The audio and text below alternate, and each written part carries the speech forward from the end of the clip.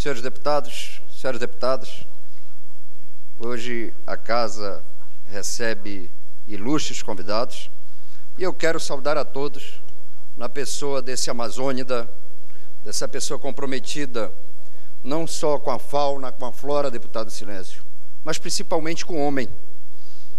Esse homem que muitas vezes teima e resiste morar na Amazônia, que nós fomos educados por ela, pela mãe natureza, a aprender a conviver de forma harmônica e dela garantir não só a nossa sobrevivência, mas viver com a paz, com a alegria e principalmente com a ternura. E eu faço isso nesta pessoa que é o poeta Tiago de Mello. Mas, meus senhores, minhas senhoras, eu ontem, e creio que a grande maioria dos amazonenses, acompanharam a decisão da PEC da música como ficou conhecida.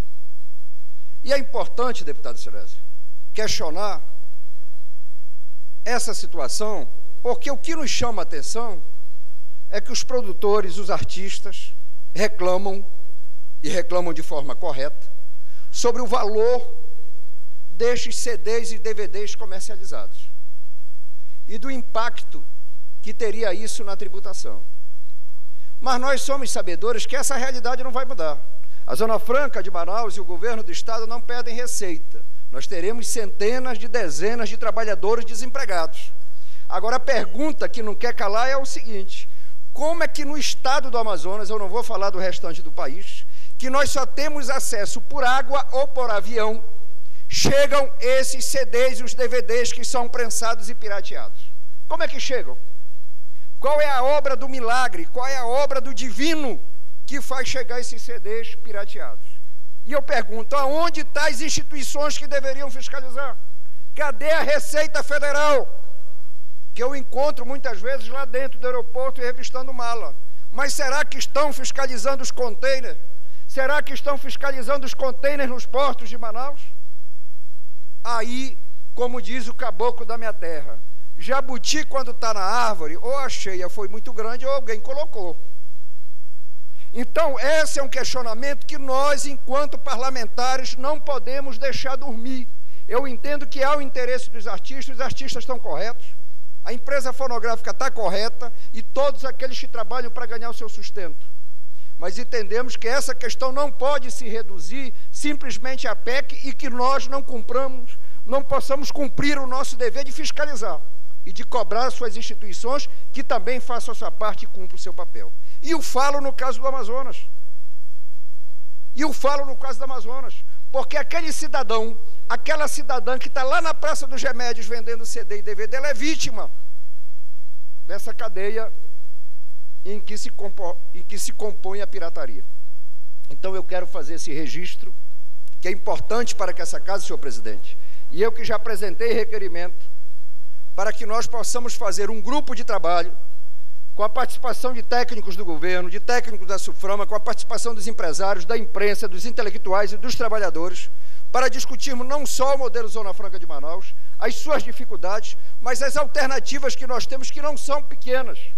E aí o Centro de Biotecnologia, com a academia, é fundamental para que a gente possa ter uma outra alternativa econômica, com baixo impacto ambiental e garantindo, primeiro, a qualidade de vida de quem reside no interior do estado e não torná-la, a cidade de Manaus, atrativa, deputado Arthur Bisneto, como o sonho da juventude, que a única esperança é concluir o ensino médio quando consegue para vir para Manaus, para entrar numa faculdade ou a oportunidade de conseguir um trabalho.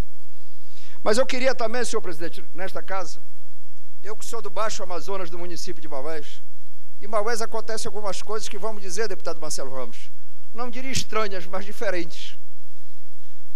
De certa feita, um determinado prefeito realizou um concurso que criou os cargos por medida provisória. E quando alguém comentava isso, soava estranho. Mas eu queria, senhor presidente, solicitar um estudo dessa mesa, da Procuradoria dessa casa, porque o vereador Simildo Rocha me encaminha uma proposta de peça orçamentária do município de Maués, e que, pasmem, senhores deputados, o que nós votamos aqui, de um programa de revitalização de Igarapé, foi votado nessa casa, denominado PROSAI, com o empréstimo do Banco Interamericano. Esta peça, deputado Marcelo, está aqui no orçamento do município de Maués e assinado pelo prefeito em exercício e que está denominado de cooperação internacional. E aí eu não entendi mais nada. Se o empréstimo que nós autorizamos votar vai ser executado pelo governo do Estado ou será executado pela Prefeitura de Maués, que não tem capacidade nem de endividamento, muito menos de pagamento de recurso dessa monta. Então isso causa estranheza. Eu estarei encaminhando essa peça à presidência para que a Procuradoria dessa casa possa nos responder e responder à população de Maués e alertar que nós já pedimos providências do IPAAM e solicitamos ao Ministério Público com uma ação de obrigação de fazer, porque o município de Maués tem 40% de rede de coleta de esgoto sanitário e tem uma estação de tratamento que atenderia a toda a população, mas não funciona. E alguns moradores ligaram as suas redes à rede principal. E isso segue o seu caminho natural. E as estações elevatórias, o que está acontecendo? Estão bombeando essa água servida para os igarapés. Ou seja, nós estamos fazendo o inverso. Em vez de revitalizarmos e recuperarmos os igarapés, nós estamos poluindo os igarapés. E, senhor presidente, para concluir, deputado Tony Medeiros, a questão da defesa agropecuária é algo importante que nós precisamos amadurecer e discutir nessa casa. Mas a questão ambiental fica claro para nós que nós precisamos avançar muito nesse debate. Mas muito. Agora, nós não podemos fazer esse debate de forma isolada, só os parlamentares. Nós temos que ouvir os técnicos da área ambiental, mas os técnicos da área da produção. Por quê? Porque a área degradada nós temos o suficiente para garantir a produção do nosso estado, Emengarda, para parar de comprar fécula do Paraná e produzir aqui, só ao redor de Itacoatiara são 50 mil hectares de área degradada, Interfero é menos de 40 mil. Agora, o que falta é tecnologia, é mecanização. O produtor do Paraná não é mais trabalhador do que o amazonense, que trabalha com terçado e com machado. Mas lá ele trabalha com trator, lá ele tem crédito de grosso calibre, e lá ele tem a difusão tecnológica pelos técnicos da assistência técnica. E nós precisamos repensar isso, para garantir a qualidade de vida e a sustentabilidade, não só das pessoas que residem de Manaus, mas principalmente daqueles que teimam, apesar de todas as dificuldades e ausência de políticas públicas, em morar no interior do nosso estado. Era o que eu tinha a dizer, senhor presidente. Muito obrigado e um bom dia a todos.